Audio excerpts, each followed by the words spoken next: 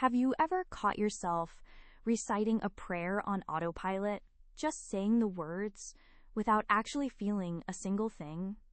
You know the exact feeling I am talking about? It is like highway hypnosis, but for your spiritual life. You are driving down the road, and suddenly you realize you do not remember the last 5 miles. Your eyes were open, your hands were on the steering wheel, but your brain was completely checked out. We do the exact same thing with God. Your mouth is moving, the familiar syllables are tumbling out, but your mind is wandering a million miles away. You are wondering what to make for dinner, replaying a frustrating conversation you had with a coworker, or stressing about the bills that are due tomorrow. Then, you suddenly snap back to reality, realize you just said amen, and feel that familiar pang of guilt wash over you. You wonder, did God even hear that? Did I even mean it? Is my faith broken? What if I told you that you are not alone in this?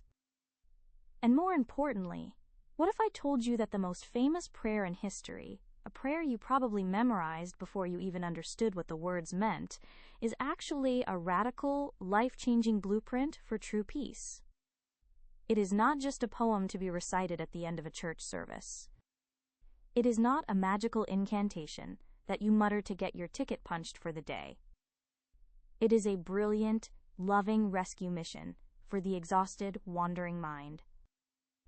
I know this because I remember when my own prayer life felt completely dry, hollow, and lifeless. It wasn't just a brief, weekend-long spiritual slump. It was a prolonged, painful spiritual drought. A few years ago, something happened that changed how I see this entirely, but it started in one of the most difficult seasons of my life. I was going through a period of intense, suffocating anxiety. I was facing a massive career transition that I hadn't fully chosen, and it left me feeling completely unmoored. For years, my identity had been tied up in what I did, the title on my email signature, and the predictable rhythm of my workday. When that was stripped away, the foundation of my life felt like it was made of sand. I didn't know who I was anymore. The anxiety wasn't just mental, it was deeply physical.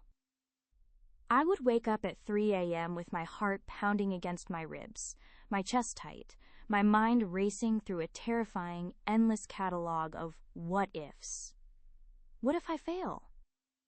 What if I can't provide for my family? What if I've misheard God entirely and stepped completely out of His will? The fear was a heavy blanket that I wore everywhere I went. Every morning, long before the sun came up, I would drag myself out of bed. The house would be pitch black and completely silent, save for the low hum of the refrigerator. I would sit on the edge of my bed, the floor freezing cold against my bare feet, open my Bible to my lap, and just stare at the blank wall opposite me. I desperately wanted to pray. I needed God's comfort more than I needed oxygen. But I honestly didn't know what to say. The words just felt stuck, like a physical lump in my throat. I felt like I had to perform for God. Have you ever felt that way? Like you are stepping up to a microphone and God is the talent judge, arms crossed, waiting to see if you hit the right notes?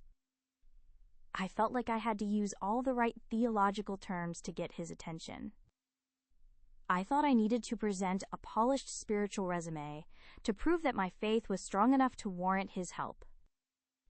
I was trying to construct these elaborate, impressive prayers, but because I was so broken and exhausted, I couldn't string 2 coherent sentences together. So I would just sit there in the silence, feeling like a complete spiritual failure, convinced that God was disappointed in my lack of faith. One morning, the weight of the performance trap finally broke me. I was out of energy. I was out of religious vocabulary. I had no strength left to pretend I had it all together. Out of pure, unadulterated exhaustion, I closed my eyes, bowed my heavy head, and just whispered the first few words of the Lord's Prayer, a prayer I had known since childhood. Our Father, who art in heaven. But this time, something different happened. I actually stopped right there. I didn't rush through it to get to the "Give us this day our daily bread" part. I didn't hurry to the end to say amen so I could start my day. I just sat with those two words. Our Father.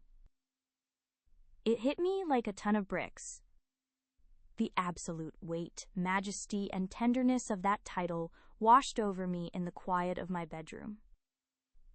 I wasn't speaking to a distant manager who needed a status report on my life. I wasn't pleading my case before a harsh, unyielding judge who was waiting for me to slip up on a technicality. I was talking to a dad. My dad. That single, profound moment shifted everything for me. It took a prayer I had mindlessly memorized as a little kid and turned it into a heavy-duty lifeline that pulled me out of my darkest mental space. Think about the profound difference between an employee and a child. When an employee makes a mistake, or when they are confused about their job, they approach their boss with hesitation.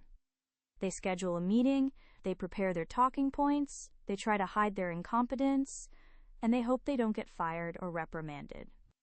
That is exactly how I was treating God during my career transition.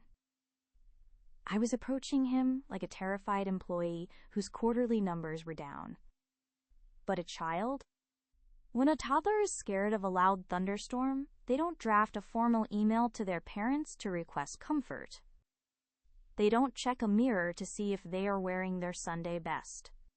They don't worry if their face is covered in mud or if they just threw a tantrum 10 minutes ago. They just run into the room, throw themselves into their father's arms, and cry out, "Dad!" And a good father doesn't push them away and demand a formal apology or a better vocabulary.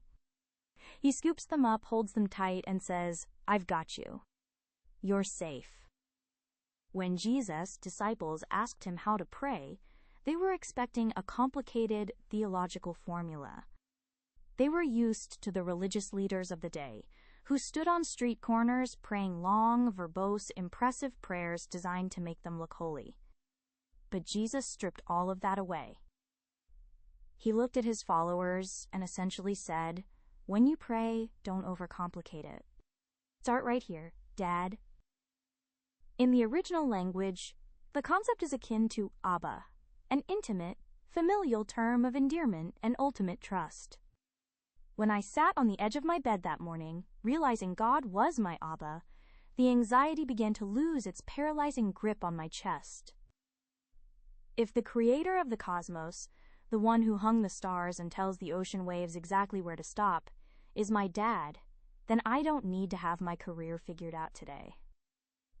If he is my dad, he is obligated by his own perfect, loving character to provide for me, to protect me, and to guide me.